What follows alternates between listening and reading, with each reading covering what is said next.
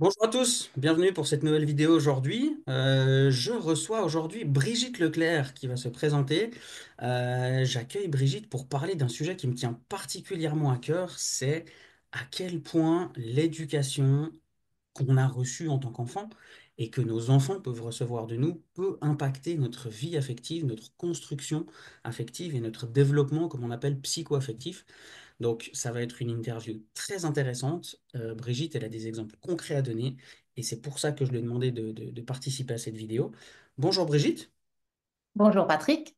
est-ce que tu peux te présenter pour les gens qui te connaissent pas encore, qui regarderaient cette vidéo, qui voudraient découvrir un peu ton univers? Qu'est-ce que tu peux apporter? Qu'est-ce que tu fais là? Moi je fais des accompagnements depuis quelque temps maintenant.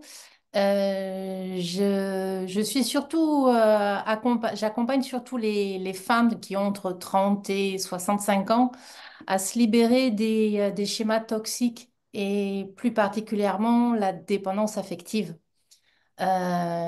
Qui impacte aussi bien les relations avec les enfants que la relation de couple et aussi bien dans le domaine professionnel parce que, on peut avoir des sensations de dépendance aussi vis-à-vis de ses collègues. Mhm. Donc voilà. Et j'utilise des outils, j'ai une approche holistique puisque j'utilise des outils comme la géobiologie, le feng shui et je travaille sur les mémoires Ok. qui sont surtout liées à à notre vécu, en lien avec ce qu'on a pu vivre dans la petite Mhm. enfance, mais Mhm. aussi le transgénérationnel et le karmique parce que j'ai la croyance que nous n'avons pas qu'une vie et que il y a des expériences, enfin, il y a des choses qui nous suivent. Voilà. Mhm.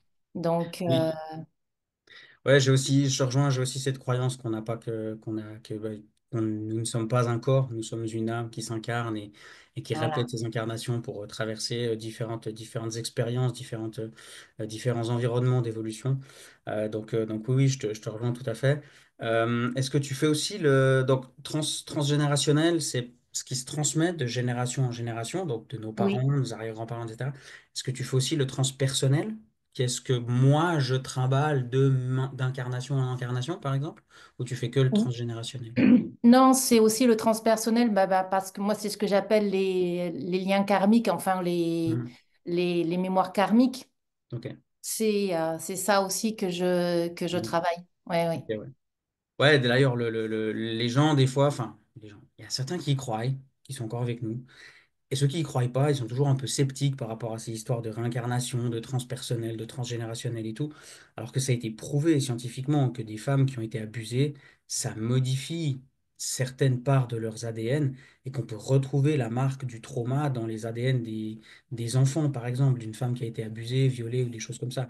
Donc c'est Ouais, vraiment des choses qui sont scientifiquement attestées maintenant, qu'on retrouve des marqueurs de peur, de projection, d'anticipation, d'angoisse chez certains enfants qui n'ont pas vécu de trauma spécifique, mais qui acquièrent ça au niveau ADN, au niveau génétique, de par un de leurs parents qui auraient été abusés, quoi. Donc, c'est pas des trucs de perché, c'est pas des trucs d'hallucination ou quoi que ce soit. C'est vraiment des exemples concrets qui existent et qu'effectivement, on peut recevoir des traumas de nos parents, quoi, des traumas, des complètement. réactions, des schémas de défense. Donc, c'est pas pour s'amuser qu'on fait ça, quoi. Non, non, non. Et moi, j'ai la croyance que nous, en tant qu'enfants, on est aussi là pour soigner les blessures de nos parents. Intéressant, intéressant. Dans quelle mesure Voilà. tu penses Ben, qu'on a cette capacité à soigner nos parents? de par notre cheminement, Ok. le fait d'avoir la volonté de casser certains schémas, de ne pas vouloir reproduire certaines choses. Alors, des fois, on fait des choses en pensant on va pas reproduire, on fait toute autre chose, mais il y a parfois dans les familles des non-dits, des secrets, des choses qui ne sont pas dévoilées. Mhm. Et quand tu le sais pas, ben, en fait, tu reproduis Ouais. aussi. Donc, quand tu as conscience de tout ça, eh bien, le fait de pouvoir travailler sur toi, travailler sur tes mémoires à toi, indirectement, tu travailles sur les mémoires de la famille, sur tout Mhm. ton proche entourage. Mhm. Donc Mhm. moi, je l'ai testé hein, en travaillant sur moi. Il y a des choses que je sais que j'ai cassées vis-à-vis de mes parents. Mhm. Voilà. Oui, bien. Même sur bon, mon papa est décédé, mais il y a des choses que voilà, j'ai compris et je sais que je ne vais pas reproduire. Mhm. Et dans les discussions, dans les échanges que je peux avoir. Voilà, c'est des éléments que je transmets. Donc après, Mhm. c'est la volonté de chacun aussi hein, Ouais. de vouloir Oui, avancer, de bien sûr. vouloir se réparer. Et en Mhm. se réparant soi, eh ben, on répare sa lignée. Mhm. Mhm. Ouais, moi je suis totalement aligné avec ça. J'ai eu l'expérience aussi avec une femme. C'était quoi, il y a 6 mois à peu près. Je discute avec elle sur Instagram. C'est là que j'ai le plus d'interactions avec des gens qui sont intéressés Ouais. par un accompagnement. Et elle me raconte au fait que ses parents, ils étaient tous les deux dans l'adultère, ils étaient tous les deux dans les violences, dans le rabaissement mutuel, etc. Enfin, le genre de couple, on comprend pas pourquoi ils restent ensemble, quoi. Et elle a vraiment vécu ça en tant qu'enfant pendant des années et des années. Et puis elle me dit, au début de la conversation, elle me dit, ouais, mais moi j'ai vraiment conscience de ça, je veux vraiment faire quelque chose de différent, etc., etc. Mais Ok. oui. Elle revient vers moi 2 mois après. Elle avait découvert que son mari, avec qui elle avait un enfant, il la trompait depuis des années, avec plusieurs femmes, avec des femmes à qui il donnait de l'argent même en douce par rapport à... Il voulait pas payer il donnait peu au niveau financier dans le foyer, puis il disait, ouais, mais tu sais, je gagne pas beaucoup, c'est difficile et tout. Alors qu'en fait, il donnait de l'argent à d'autres femmes et tout. Enfin, une relation abusive, toxique, comme on dit, mais au plus haut point, c'est un des pires exemples que j'ai entendu parler. Et, euh, et elle tombait des nues parce qu'elle me disait justement, ouais, mais pourtant je sais ce que mes parents ils ont fait, je voulais pas faire pareil, etc. On avait là l'exemple très concret que c'est pas une question de conscience, c'est pas une question de savoir, c'est une question de biologie. Comme on disait avant, on parlait de cellules, on parlait d'ADN. Mm, Ça, c'est pour les éléments de transgénérationnel que nos parents nous transmettent d'incarnation en incarnation. Mais il y a aussi des éléments dans cette vie-là qu'on acquiert qui modèlent, qui impactent notre système nerveux. De quelle manière est-ce qu'on se construit notre développement psychoaffectif? C'est quoi l'amour? C'est quoi une femme? C'est quoi un homme? Etc. etc. Et du coup, ces choses-là, elles ressortent au moment où nous, on veut faire notre amour, en fait, notre relation amoureuse. Et elle en a fait mm. l'expérience, mais alors c'était hyper violent pour elle. Parce que justement, elle était convaincue que non, non, moi je sais, je vais faire différemment et tout. Au Ouais. final, quand elle a découvert la vérité, mais ça faisait des années et des années qu'elle était, sans même le savoir, dans exactement le même de schéma relationnel que ses parents. Elle est vraiment Mm. tombée de haut à ce moment-là, et c'est là qu'on voit que c'est pas seulement une question de moi je sais, je vais faire mieux. Ouais, tu sais qu'il y a ça dans ta famille, tu sais que tu veux Et faire mieux, mais il faut pouvoir faire mieux. Et pour ça, il faut soigner tout elle ça. a fait mieux dans une certaine mesure par ses agissements, mais inconsciemment, elle s'est mise avec quelqu'un qui reproduisait son schéma. Exactement. Elle, dans Le ses schéma agissements, elle familial était. dans lequel elle a grandi. Ouais, exactement. Elle était clean dans ses agissements, dans ses prises de décision, ses choix, etc. Mm, Mais son système nerveux a quand même attiré à elle quelqu'un qui représentait le schéma ou la forme d'amour qu'elle avait apprise inconsciemment, qu'on lui avait inculqué, démontré quand elle était enfant. Et mm. du coup, malgré Parce qu'elle, qu'en elle faisait les choses à peu près proprement d'après ce que j'ai vu, bah, elle a quand même attiré quelqu'un qui représentait la même toxicité qu'elle avait connue dans sa construction de l'amour du couple qu'elle avait eu de par ses parents, en fait. ouais. Parce qu'on attire à toi, à soi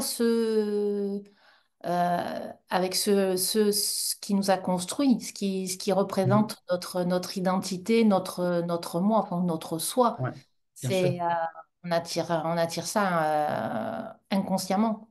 Oui, bien sûr, c'est ce que je dis toujours, c'est que si ça, quand j'étais enfant, on m'a appris que c'est un téléphone, il y a, je sais pas, il y a des peluches, là j'ai une bouteille d'eau aussi, enfin, on m'a appris quand j'étais enfant que c'était une bouteille d'eau. Et quand je suis sorti de mon foyer, quand je suis sorti du cadre où on m'a appris ça, bah, il se trouve que ça correspondait. Quand j'arrivais à l'école avec une bouteille d'eau, tout le monde appelait ça une bouteille d'eau. Donc il y a une correspondance entre ce que j'ai appris et l'expérience que je fais.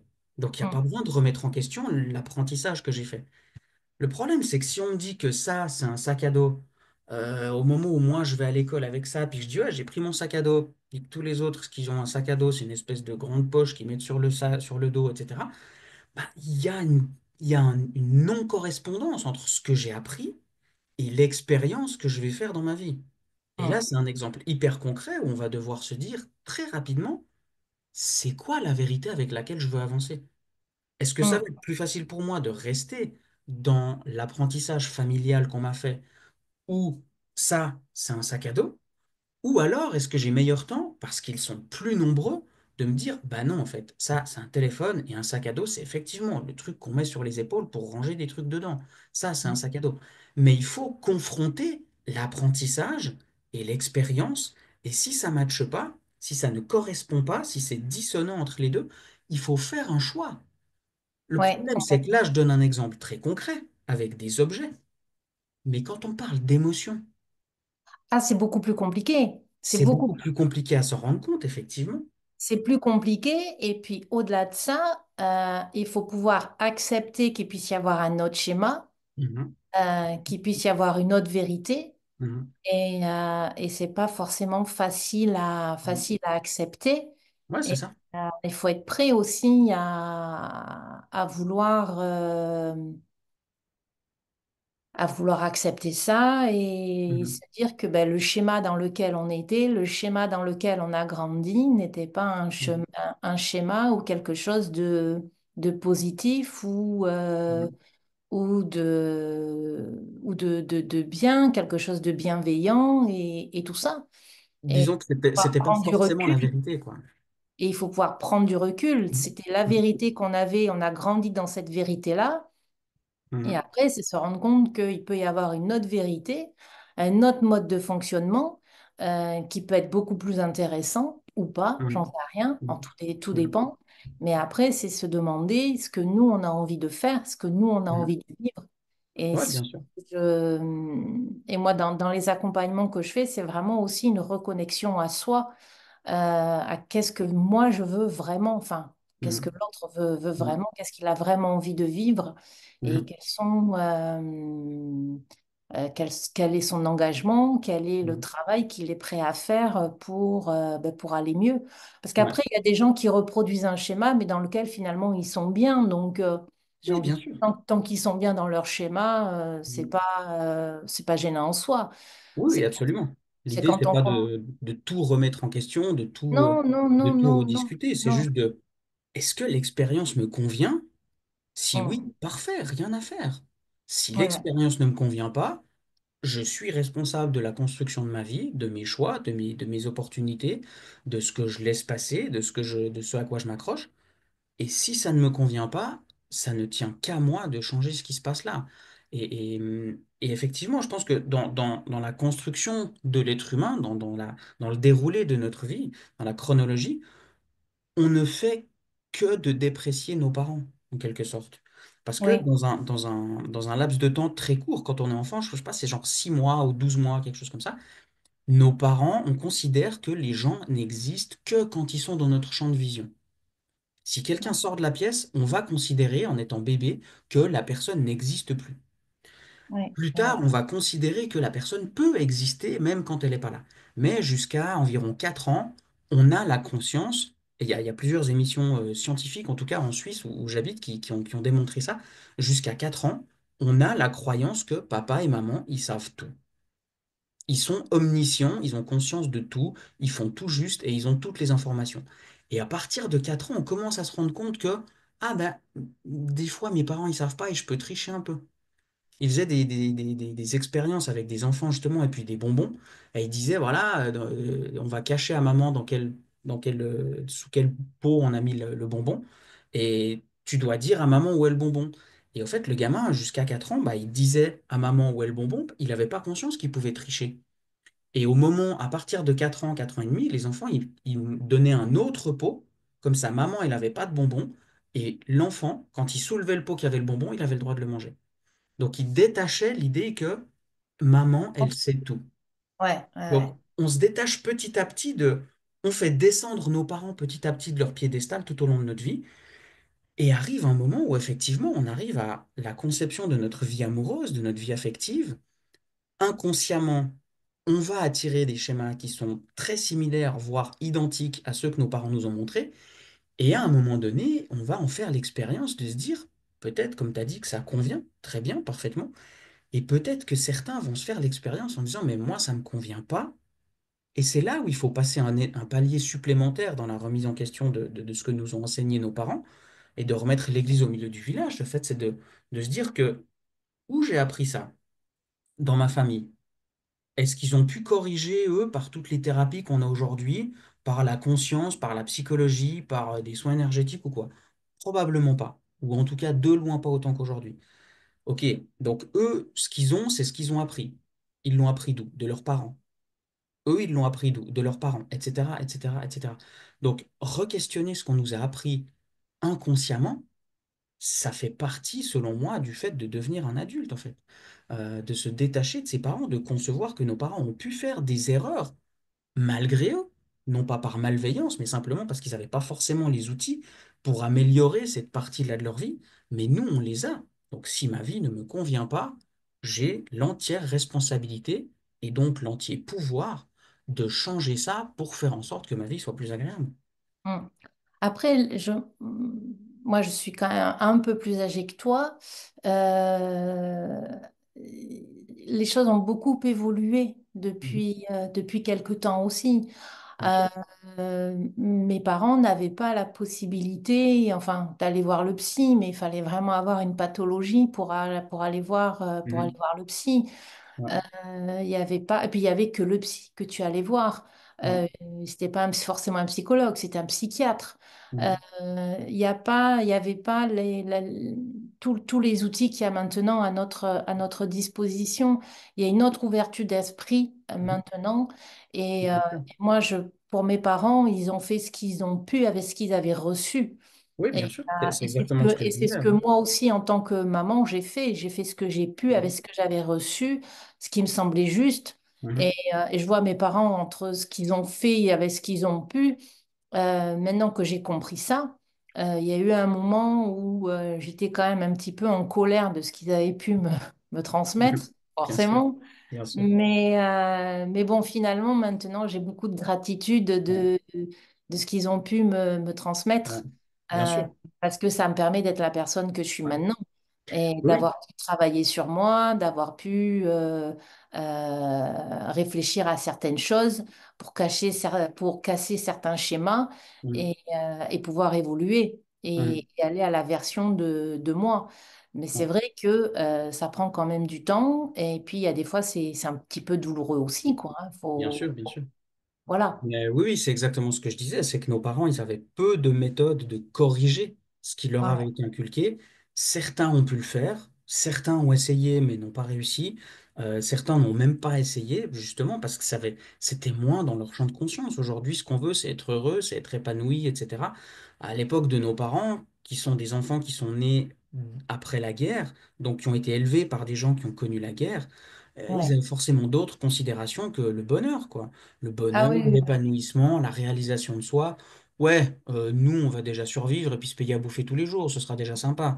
Et puis quand ouais, on arrive à se payer une semaine de vacances par année, ce sera carrément un luxe, quoi. On sera parmi ceux qui ont réussi. Donc effectivement, les considérations de est-ce que je suis heureux ou pas, c'était pas dans leurs habitudes. Et c'est pour ça non, que c'était plus compliqué pour eux à corriger ça.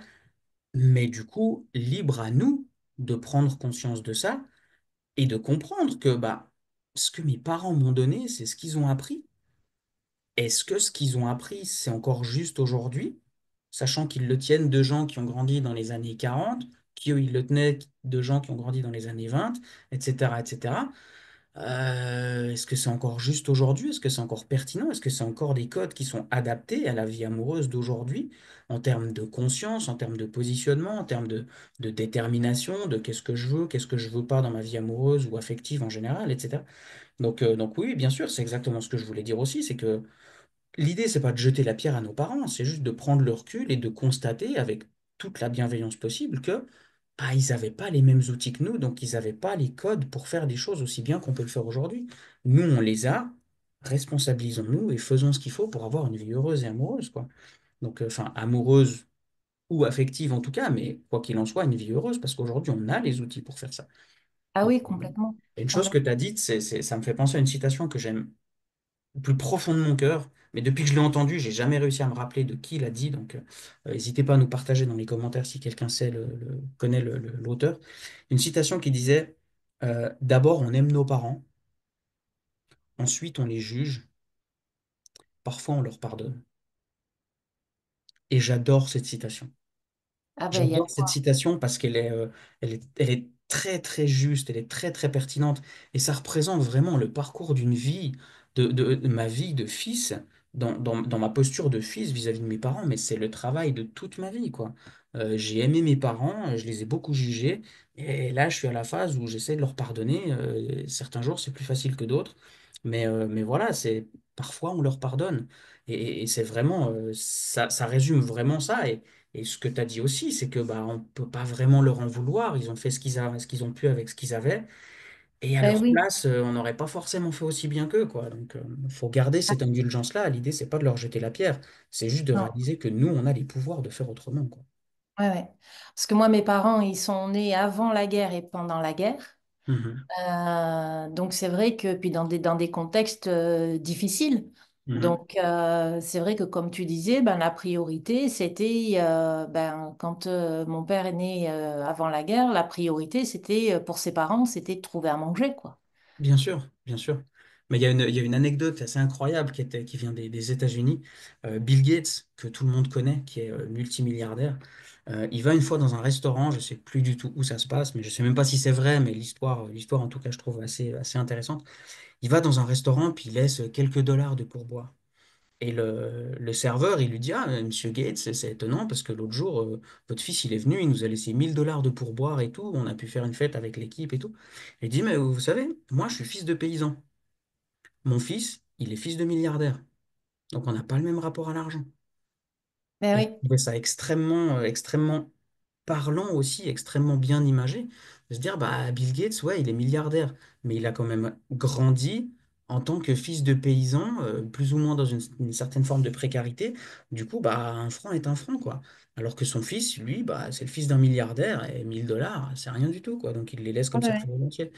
Et ça fait partie des choses, effectivement, que nos parents nous transmettent et qui impactent notre manière d'être, de faire et d'agir et d'interagir, surtout dans notre vie sociale, la plupart du temps sans même qu'on s'en rende compte, en fait. Donc, le seul indicateur qu'il y a pour savoir si c'est bien ou pas, c'est est-ce que ça me convient? Est-ce que ça nourrit mes valeurs? Est-ce que Tout moi, à je suis fait, heureux avec cette manière de faire? tout à fait, tout à fait. Et c'est là que moi je me suis rendu compte qu'il y avait des schémas répétitifs dans la famille.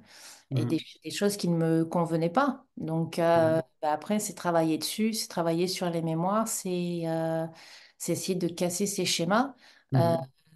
pour pas que ça se transmette encore, encore et encore. Mhm. Justement, c'est un peu un sujet comme ça qui m'a donné l'envie de te contacter pour faire cette vidéo-là, parce que tu as fait une publication il y a, je sais plus, je crois maintenant que c'était Ouais, il y a une 15 jours, dizaine de 3 jours, 10 semaines 15 peut-être. jours, ouais, Ouais, ouais. euh, où tu disais, tu te rappelles du post en question? Oui, oui, je m'en rappelle où je Et tu veux nous le disais. raconter, ce sera plus facile que si c'est moi qui fais le Ouais, téléphone ouais, pour... c'est mon. Alors, c'est un jour où j'avais dû soit m'engueuler avec quelqu'un au téléphone ou. Voilà, ou dans une relation qui était pas bien pour moi. Et à cette époque-là, j'avais beaucoup tendance à me dénigrer. Et j'ai dû dire un truc comme je suis nulle, je suis moins que rien, jamais je vais y arriver, voilà. J'en passais des meilleurs. Et mon fils était là, il devait avoir 13 ou 14 ans, donc ça remonte hein, quand même. Ouais. Voilà, puisqu'il a 30 ans maintenant, et qui me dit, mais arrête maman, arrête de dire ça, parce que quand tu dis ça, c'est comme si tu dis que je suis nulle, quoi. Mhm. Et je l'ai regardé, je lui ai dit, mais j'ai jamais dit ça. Et il dit, bah, il dit, dans la mesure où moi je t'aime comme tu es, Ouais. avec tout ce que tu fais pour moi, Si toi tu dis que tu es nul, ça veut dire que ben, comme moi je t'aime comme tu es, je suis nul aussi, quoi. Mhm. Et là, ça Pour m'a... lui, ça, ouais. Comme si pour lui, ça voulait dire, moi, j'aime quelqu'un qui est nul, donc je ne Donc, dois pas être très bien non donc, plus si j'aime les donc, de nuls. par l'effet miroir, Ouais. ça voulait dire que s'il aimait quelqu'un qui était nul, ça voulait dire qu'il était nul. Ouais. Que ses choix, en tout cas, étaient nuls, en fait. Ouais. Et moi qui arrêtais pas de lui dire, crois en toi, crois en ce que tu fais, crois en ce que tu veux, t'es un gars bien, t'es gentil, t'es beau, tu réussis ce que tu fais, tu sais ce que tu veux. Mhm. Moi qui lui disais tout ça, et en fait, ben, je perdais toute ma crédibilité en lui Ouais. disant, enfin, en me dénigrant comme ça devant lui, en me Ouais. trouvant nulle, moche, enfin, tous les trucs pas possibles qu'on peut se dire, quoi. Et, Mhm. Mhm. et du coup, ça a été une très, très grosse prise de conscience. Et, Mhm. et c'est revenu justement, je me disais, ben, sur quoi parler. Puis ça, ce truc-là est ressorti spontanément. Et ça a Mhm. été, je pense, un des premiers déclics pour vraiment m'amener à travailler sur moi et vraiment se dire, bon, ben, faut casser ça, quoi. Parce Mhm. que, à la limite, au début, si je le fais pas pour moi, au moins le faire pour mon fils, quoi. C'est ça. Et ça, Dans un c'est un premier des, temps. c'est Dans un un des premier arguments qui est très, très souvent donné, c'est de, OK, peut-être que moi, j'y arriverai pas, mais au moins, je dois donner l'exemple à mes enfants. Ça, c'est quelque chose Voilà. que j'entends très souvent et qui a une application hyper concrète, une démonstration même pratique, matérielle, concrète d'un autre élément scientifique que j'aime beaucoup, c'est que 80% pardon, des apprentissages qu'on fait se font par mimétisme. Donc, dire à son enfant, crois en toi, mais moi je suis nul, mais l'enfant, il va pas entendre crois en toi. L'enfant, il Ben va non. voir comment toi tu te traites et il va apprendre, vu qu'il travaille par un mimétisme, il va apprendre que comment maman elle se traite, ok, c'est comme ça qu'on doit se traiter soi-même, alors moi je vais me traiter moi-même comme ça. Donc je vais me dire que je suis nul et dire aux autres qu'ils doivent se valoriser. Donc un enfant, quand on le critique, il va pas cesser d'aimer son parent. Un enfant, quand on le critique, il va cesser de s'aimer lui-même en fait. Et ça, Ouais. c'est quelque chose qui est très important parce que les gens n'ont pas conscience de ça. Dire à son enfant, je t'aime, mais moi je suis nul, moi je suis qu'une merde, moi je sais pas faire. L'enfant, il va apprendre non pas des mots, il va apprendre du comportement. Si le comportement il est dévalorisant envers soi-même, l'enfant, il va jamais apprendre à se valoriser, peu importe si nous, on est valorisant envers lui. Et après, ce que j'ai compris en cheminant un petit peu, c'est que après, il faut pas faire les choses pour les autres, il faut les faire pour soi. Ouais, Voilà. bien sûr. Parce que quand on fait forcément pour les autres, bah, ça veut dire qu'au fond de nous, on n'est quand même pas en accord avec nous. Donc, bon, les vieux démons reviennent et puis on continue malgré tout dans ce schéma-là. Donc, forcément, il faut cheminer et tout ça. Mais c'est vrai que moi, ce que j'ai appris par rapport à la dépendance affective, forcément, ça a été de me dire, bon, qu'est-ce que j'ai vécu en étant petite, en étant enfant, qui peut m'amener à penser que je suis dans la dépendance affective? Mhm, mhm. Pourquoi? Oui, Qu'est-ce que c'est qui... Et après, bon, ben, en regardant les comportements plus attentivement de ce que je me rappelais, de ce que j'ai pu voir, hein, parce que c'est pareil, les souvenirs, avec le temps, ça se lisse, hein, la bien mémoire, sûr, ça joue des tours, hein, bien sûr. on retient des choses, et puis il y en a d'autres que, pouf, on passe à la trappe, hein. Mhm, Mais ce qu'il en est ressorti, c'est qu'effectivement, de ce que j'ai pu vivre dans mon enfance, bah oui, oui, clairement, la dépendance affective, maintenant, ben, elle était là.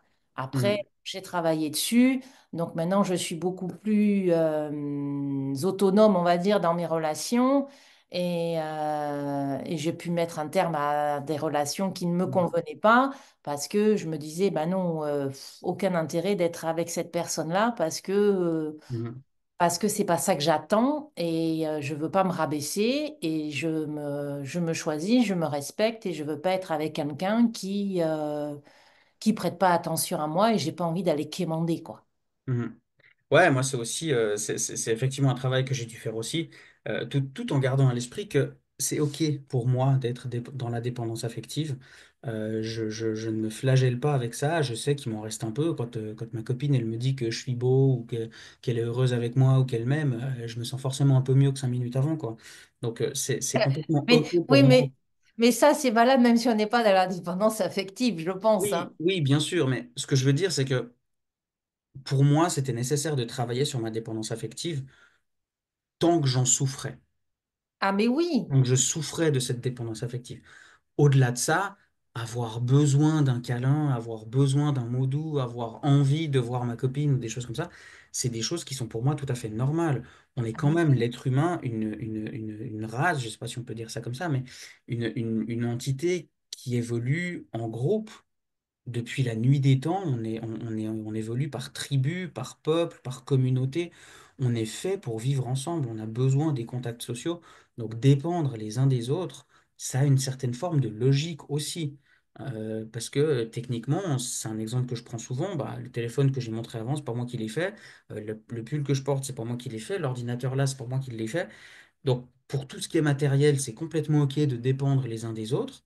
Mais alors, pour tout ce qui est affectif, amour, émotion, ouh là là, non, non, ça c'est le sujet, il faut absolument être indépendant. Moi, j'achète pas ça et je vends pas ça non plus. Moi, ce que je vends, c'est l'idée d'être bien avec soi-même, d'être souverain, d'être, comme tu as dit, autonome, mais pas d'être indépendant affectif non plus, quoi. N- C'est Non, non, pas le but après, non plus, il quoi. faut pas tomber dans le sens inverse parce que dans la dépendance affective, tu as le type anxieux qui va chercher à être sans arrêt rassuré, rassuré, rassuré. Et après, tu as le côté fuyant ou lui, ou évitant. Dès qu'il y a quelqu'un qui témoigne un peu, oh là là, catastrophe, vite, vite, il faut m'en aller. Mhm. Donc, il Ouais, faut ouais, tout à trouver. fait. C'est toujours pareil. Moi, c'est ce que je dis dans toute Mhm. situation, c'est toujours trouver le juste milieu, ce qui nous permet d'être heureux, d'être bien. Et puis surtout, c'est quand on est en relation, c'est bien garder à l'esprit que l'autre, il sait pas comment on fonctionne. Mhm. On Mhm. est nous C'est ça. dans notre tête. C'est ça. L'autre, il n'y est pas dans notre tête. Ouais. Donc après, c'est donner, expliquer à l'autre gentiment comment on fonctionne. Et c'est là où on se rend compte que si l'autre, effectivement, il y a un sentiment amoureux ou il y a quelque chose, il va prendre ce qu'on dit, il le prend en considération et il va donner lui aussi, comment, il va dire lui aussi comment il fonctionne. Et c'est ensemble qu'on avance dans la relation. Mhm. Pour moi, dans une relation, il y a en tout, il y a trois éléments. Il y a lui, il y a moi et il y a la relation. Un Et plus un égale trois. chaque entité doit être nourrie. Mhm. Bien sûr. Bien sûr. Donc, donc après, c'est vrai que moi j'ai compris par rapport à mon fils, j'ai compris ce que j'avais pu lui dire, lui transmettre. Bah après, quand tu prends du recul, tu te dis, ah là là, mais qu'est-ce que j'ai fait? Qu'est-ce que... Bah oui, parce que en tant que maman, t'as pas envie de le blesser, ou en tant que papa, t'as pas envie de Ouais. blesser ton enfance. Et enfin voilà, t'as envie de tout sauf ça. Donc bah après, tu travailles là-dessus pour casser ses mémoires, euh, Mhm. nettoyer tout ça. Et moi, je trouve que ce qui est important, c'est de faire ce travail, mais c'est de le faire en douceur, en se respectant soi. Bien Il sûr. faut Bien pas sûr. aller trop vite parce qu'il faut passer des étapes. Euh, c'est c'est un petit peu comme un rééquilibrage alimentaire où, tu sais, quand tu fais un Mhm. régime, des fois, Ouais. t'as des super promesses et puis on te dit que tu vas perdre 10 kilos en 3 semaines ou en un mois. Et puis, alors des fois ça arrive, mais bon, tu reprends tout en l'espace de 15 jours. Et Mhm. donc, c'est les effets yo-yo, quoi. Et moi, Mhm. Mhm. voilà, ce que je trouve d'intéressant, c'est de pouvoir travailler, mais travailler quand même en douceur, laisser le temps Mhm. Oui, bien sûr. d'assimiler certaines vérités, d'assimiler certaines choses. Ouais. Euh, Parce que si c'est trop violent, de toute manière, ton cerveau, il bloque, hein. Mhm. Oui, Il bien veut pas sûr. de ça. Bien sûr. Il en veut Bien sûr, pas. et moi je le vois aussi avec les gens que j'accompagne. Je travaille aussi beaucoup avec les traumas qui viennent de l'enfance, justement, comme je disais au début, de tout ce qu'on a appris de manière inconsciente la plupart du temps sur bah, c'est quoi l'amour, c'est quoi un homme, c'est quoi une femme, c'est quoi la loyauté, la communication, l'engagement, etc. toutes ces choses qu'on apprend, bah, un exemple que je donne souvent, les maths, on apprend à l'école, la musique ou le sport, on apprend dans les activités parascolaires, notre travail, on l'apprend à l'université, en fac, en alternance ou quoi. Mais l'amour et tout ça, on apprend à la maison, quoi. Donc, c'est aussi beaucoup dans l'enfance que je travaille. Et effectivement, c'est des choses qui, bah, quelque part, qui prennent du temps à évoluer parce que ça fait des années, des fois même des décennies. Enfin, en général, c'est des décennies pendant lesquelles on a grandi avec ça, on s'est développé avec ça, on a nourri ses croyances, on a nourri ses Ouais. comportements. Donc oui, ça part pas en une séance, mais en même temps, il n'y a pas non plus besoin de bosser 10 ans sur ces trucs-là, quoi. Non, Ton non, non. accompagnement, il fait 3 4 mois, le mien, il fait 4 mois aussi. C'est des périodes qui sont largement suffisantes quand l'accompagnement est de qualité, quand le soutien, il est vraiment présent. C'est des périodes qui sont suffisantes pour reprogrammer, comme je dis, le, le système nerveux, le système de croyance et le système d'attraction aussi, de vibration autour de nous pour justement attirer autre chose et soigner un peu ce qu'on vit, quoi. Ouais. Après, je pense que dans ton accompagnement comme dans le mien, enfin tout du moins dans le mien, moi après, je donne des outils à la personne pour qu'elle puisse travailler de son côté. Bien sûr, Parce c'est le que but. moi, ce que je trouve c'est d'intéressant, c'est que les gens puissent être autonomes. euh, Absolument. Parce que aussi bien tu peux avoir travaillé sur une grosse blessure, sur un événement, sur quelque chose. Bon, c'est bon, c'est réglé. Et puis, 3 ans après, tu sais pas pourquoi, il y a un Mhm. événement qui arrive et tu te prends ça, tu te prends un truc en pleine figure, ta Mhm. réaction est complètement disproportionnée. Et voilà, donc si tu as les outils, ben, tu sais comment gérer la Oui. situation. Bon, Ouais, après, c'est ça. s'il y a besoin de faire une séance ou deux, on refait une séance ou deux parce que parfois, quand on est trop impliqué, on ne peut pas faire le travail de par nous-mêmes. Ça, Mhm. moi, je trouve que c'est OK aussi. Mais, Mhm. euh, mais je trouve que c'est quand même intéressant de rendre les personnes autonomes. Bien sûr. Oui, moi, c'est ce que je fais aussi. Moi, pendant l'accompagnement, je travaille beaucoup avec des exercices. C'est un exemple que je donne souvent. Si je me casse le bras puis que je vais à l'hôpital, si pendant une demi-heure, le médecin il m'explique comment mon bras il est cassé, à quel endroit, quel mouvement a cassé mon bras, comment on appelle ce type de fracture, quel type de soin il faut faire, etc. Bah, quand il a fini son laïus au bout d'une demi-heure, bah, j'ai plein d'infos. Mais mon bras, il est toujours pété, quoi. Il faut faire un truc pour que ça se corrige. Il faut faire une opération, une réduction de fracture, un plâtre, un arrêt de travail, etc. C'est une action qui va corriger ça. Donc, les séances que je fais, c'est pas des séances où on fait que de parler. Il y a beaucoup de parlotte, comme je dis, parce que oui, c'est important de comprendre, c'est important d'avoir la compréhension un peu à 360 degrés de la Oui, situation. Mais en même temps, il faut faire des choses. Donc, moi, je donne aussi beaucoup d'exercices. Et en fait, je dirais que les séances que je fais, c'est plus pour expliquer ce qui s'est passé, donner des exercices, ou en tout cas concevoir des exercices qui correspondent aux personnes que j'accompagne. Mais après, les gens, ils font l'exercice entre les deux séances, et ça participe aussi. C'est pas les séances en elles-mêmes qui permettent oui, d'avancer, c'est tous les exercices que les gens ils font pendant l'accompagnement, entre les séances, le soutien qu'il y a, etc. Donc c'est effectivement quelque chose qui se fait en douceur parce que ça se fait sur le temps, mais de manière dense. Si je veux perdre du poids, puis je me dis, bah, tous les vendredis midi, je mange une salade, je suis pas sûr de retrouver mon summer body pendant 2 mois, quoi, tu vois. Il faut quand même non, non, non. quelque chose de dense pour avoir vraiment des résultats, Euh, quoi. Mais il y a une question que je voulais te poser, Brigitte, c'est de oui. savoir, est-ce que pour toi, qui est spécialisé dans la dépendance affective, c'est quoi le mécanisme de la dépendance affective? C'est quoi qui génère le fait que on arrive à la dépendance affective dans sa vie? Bah, je dirais que ça se construit dès l'enfance, en fait. Mhm. Quand tu dois aller chercher l'amour auprès de tes Mhm. parents. Mhm. Quand, par exemple, tu as le sentiment que si tu fais bien les choses systématiquement, tu vas être aimé ou tu vas avoir de l'attention, ça te génère un comportement. Mhm. Ouais, Tu- absolument. Et après, ben du coup, après, ça s'engramme petit à petit. Et puis, ben, quand tu arrives à l'âge adulte, tu as construit ton schéma, quoi. Enfin, quand tu Mm. arrives à l'adolescence ou à la vingtaine, ça y est, tu as Mm. construit ton schéma. Tu sais que tu vas avoir de l'amour si tu es gentil, si tu dis oui à tout, parce que si tu te mets en colère, et ben, les parents, ils vont pas être contents.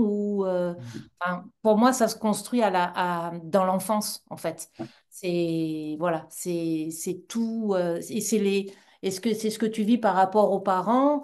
Après, ça peut être par rapport à l'école, si tu es dans une fratrie. Euh, tout ça, c'est mêlé, en fait. Mm. Mm. Parce Ouais, que bien c'est sûr. pareil, à l'école, si tu es un gentil élève, bon, bah, tu peux être considéré comme le gentil élève, tu peux être montré en exemple par rapport aux autres, si tu rends toujours service. Et après, les enfants, de toute manière, je pense que comme ils ont envie d'avoir le sentiment d'exister dans la vie de la fratrie, des parents et tout ça, ils vont aller développer le moyen par lequel ils peuvent exister, quoi. Mm. Aussi. Ouais, c'est ça. Moi, ça rejoint un peu mon analyse. C'est que pour moi, c'est ça, ça part vraiment d'un manque de valorisation à l'enfance. L'enfant ne sait pas se valoriser, on lui a pas appris à se valoriser, on ne l'a pas valorisé. Pour moi, il y a trois personnes qui sont responsables de la valorisation de notre vie. C'est les parents, d'abord. Et si eux, ils l'ont pas fait, c'est nous-mêmes. C'est pas le beau papa, c'est pas belle maman, c'est pas mes grands-parents, c'est pas ma copine, c'est pas mes amoureuses ou mes amoureux, peu importe. La seule personne qui est capable vraiment de construire mon estime de moi, c'est mes parents. Et si ça n'a pas ou mal été fait, bah, ça redevient mon boulot à moi. Et effectivement, en attendant que ça soit fait, j'ai la conscience, la croyance en tout cas que être Patrick ne suffit pas à mériter de l'attention et de l'amour. Du coup, je vais partir sur un autre verbe fondamental, faire. Je vais rapidement me rendre compte que pour attirer de l'attention, je dois faire des choses. Alors à Mm. l'école, on va être soit un cancre, on va être meneur des révoltes, on va avoir des convocations, des punitions, des retards, etc. Parce que ça génère une attention autour de nous. Ou alors au contraire, on va être un enfant qui fait tout bien, qui a une super écriture, qui a des meilleures notes, qui est toujours en avance sur tout, etc. Aussi dans le but d'attirer de l'attention et d'avoir des félicitations. Et ça va se poursuivre en étant adulte, justement, puisque si quand je suis enfant, on ne m'apprend pas que on m'apprend que pour boire, il faut que j'aille au robinet et puis que je me serve un verre d'eau. Parfait. Puis en fait, à l'âge adulte, on me dit, mais non, mais en fait, tu peux utiliser la bouteille et puis tu n'as pas besoin d'aller chaque fois au robinet. Eh Bah, oui. tu modifies le comportement de manière à ce qui te correspond le mieux. Mm. Et pour l'amour, c'est pareil. C'est Soit je pareil. continue d'essayer d'attirer l'attention à l'extérieur pour qu'on me voie, qu'on me valorise, qu'on me félicite et qu'on me donne de l'attention et donc de l'amour, ou alors, à un moment donné, je me dis, bon, c'est quand même pas pratique si je dois toujours passer par un intermédiaire externe. Le jour où il décide qu'il veut plus me donner, ça veut dire que j'aurai plus d'amour, donc je suis peut-être pas très autonome à ce niveau-là. Et là, on Mm. commence un travail de se dire, bon, maintenant, je veux me valoriser moi-même, changer les codes qu'on m'a appris quand j'étais enfant, et enfin pouvoir me valoriser sans que ça passe par la présence de quelqu'un d'autre, quoi. Mais Ouais, pour ouais. moi, c'est ça, la dépendance affective, c'est cet apprentissage que je ne suis pas grand-chose, donc si je veux de l'amour, je dois faire bien.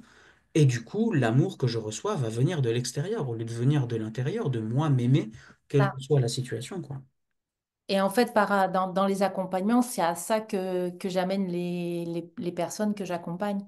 C'est Mhm. se dire que d'abord s'aimer soi pour ce Ouais. que l'on est, Mhm. pour ce que l'on a à l'intérieur. Alors le bien et le pas bien, on s'en fout, hein.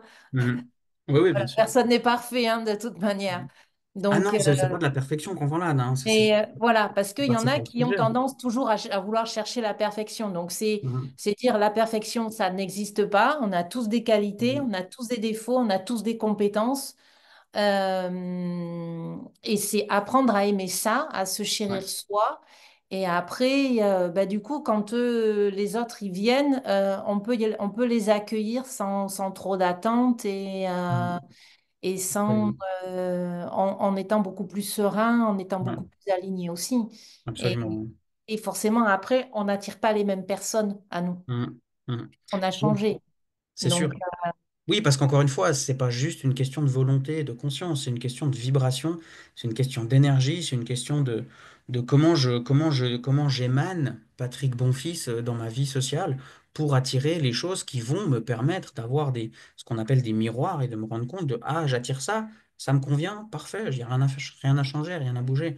J'attire ça me convient pas, ok, donc il faut changer des choses. Et c'est ça Ouais, qui permet de se rendre compte, c'est de voir quelle est ma vie, en fait. Quelles sont les personnes que j'attire, quelles sont les relations que j'attire, quelles sont les expériences de valorisation que je peux faire, les expériences de, je sais pas, de ma relation avec l'argent, avec l'amour, avec le sexe, avec n'importe quoi, et ça me convient pas, ok, bah, je vais travailler là-dessus, en fait, dans le but de s'améliorer, mais pas en cherchant la perfection, parce que, bah, je sais pas, moi je suis un matheux, donc je vais prendre un exemple de maths. Est-ce que 3 plus 2 égale 5 c'est la perfection? Ou est-ce que la perfection serait ah, plutôt 4 plus 1? Ou 10 divisé par 2 on arrive chaque fois à 5. Donc, il n'y a pas une méthode qui est mieux qu'une autre, qui est plus facile, qui est ouais. plus opportune. Ça dépendra de la situation, ça dépendra des gens. Donc, la perfection n'existe pas. Et vu que c'est un thème que tu as abordé, le perfectionnisme, c'est aussi une manière de se faire bien voir et donc d'attirer l'attention pour Ben, c'est recevoir de ça, l'amour. Donc, c'est ça, c'est ça. mhm, Et après, moi, ce que je trouve d'intéressant, c'est que maintenant, euh, il y a beaucoup d'approches mhm, pour travailler sur soi. mhm, Et je trouve que c'est vraiment très intéressant parce que on a le choix d'aller vers ce qui nous attire. mhm, Et ça, je trouve que c'est chouette.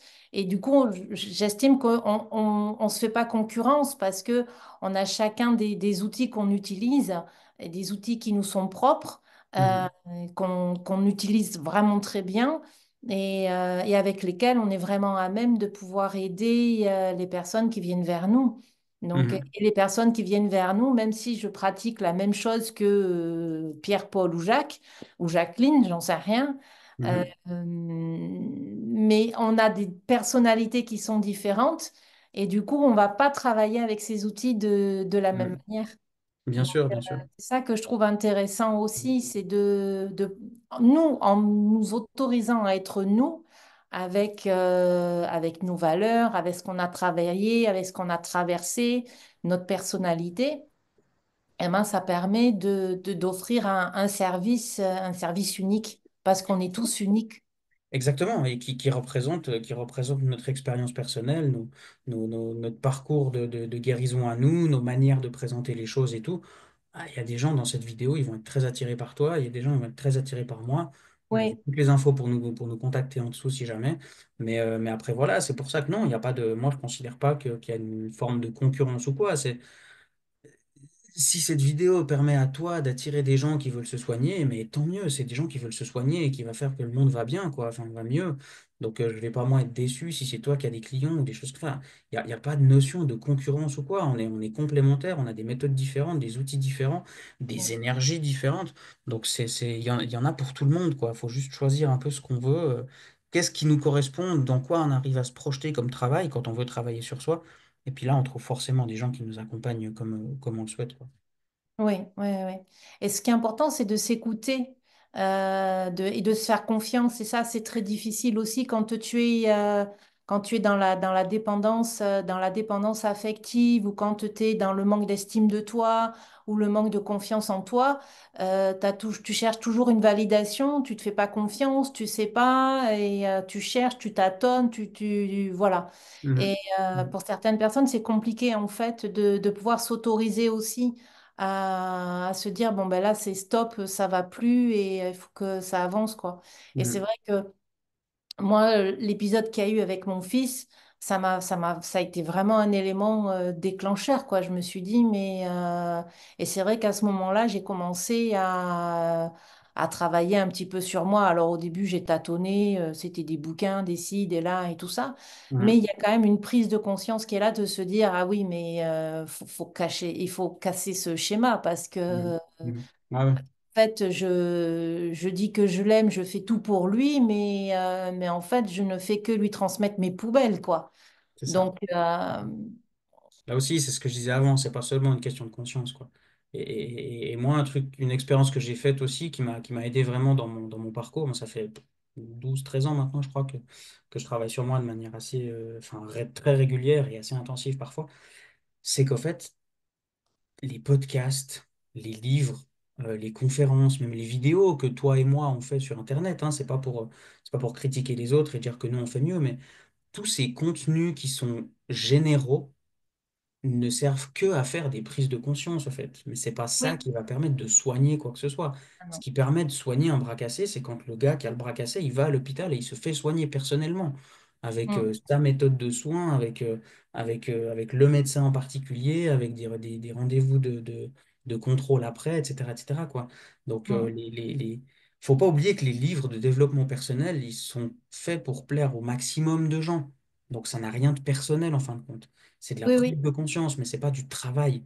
Les gens qui disent qu'ils Non, travaillent sur eux en regardant des podcasts et des livres, j'ai envie de dire, mais non, tu consommes, mais tu ne travailles pas sur toi.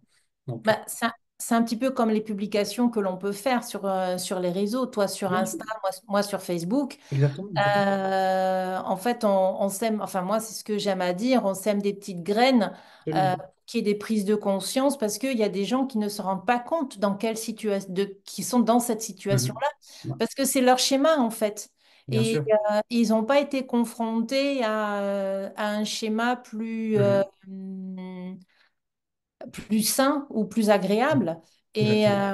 Et du coup, C'est juste ils question sont... d'offrir des perspectives et des alternatives et de c'est montrer qu'il y a ça, d'autres manières qui existent pour les mettre en pratique après. Ça se fait de manière individuelle c'est ça. avec un thérapeute qu'on a choisi, quoi. Donc, bref. Oui, oui, oui, oui, oui. Donc, Bon, Brigitte, merci beaucoup pour cet entretien. On arrive gentiment à la fin, là. On avait dit qu'on ferait ouais, 30 40 minutes. On a un peu dépassé, mais comme j'ai c'est dit, pas tant grave. qu'il y a de la valeur, c'est intéressant. On est Euh, bavards tous les deux. absolument. Absolument. Mais bref, j'espère que c'était agréable pour les gens qui nous ont suivis. Ceux qui sont encore J'espère. là, en tout cas, c'était agréable pour eux, donc ça, c'est l'essentiel. Brigitte, les gens qui voudraient te retrouver, ils te retrouvent où? Du coup, tu as parlé de Facebook. Est-ce que c'est le meilleur endroit pour te contacter ou est-ce qu'il y a un autre moyen? Oui, oui, c'est sur Facebook à Brigitte Leclerc, Leclerc censé à la fin, j'y Ok. tiens. Voilà. Sinon, j'ai un site internet aussi, cœurdebien-être.com. Ok, d'accord. Donc les gens qui veulent te contacter peuvent te contacter là-dessus. Pour moi, c'est sur Instagram, Patrick Bonfils thérapeute. J'ai aussi un site internet, mais que je consulte pas beaucoup. Donc il y a un formulaire de contact quand même, patrickbonfils.ch si jamais. Toutes les infos, je vous les mets dans la description de cette vidéo. Vous pourrez contacter Brigitte, vous pourrez me contacter moi si vous avez envie de travailler sur ces sujets-là. Ou si vous avez envie d'en discuter un peu plus personnellement, n'hésitez pas à nous contacter, on le fera avec plaisir. Merci beaucoup Brigitte. Très belle fin de Merci journée à à toi, toi, bonne Patrick. continuation. Ouais, à toi Et aussi. merci beaucoup à vous. Très bonne fin de journée. À bientôt. Ciao, ciao. Ciao.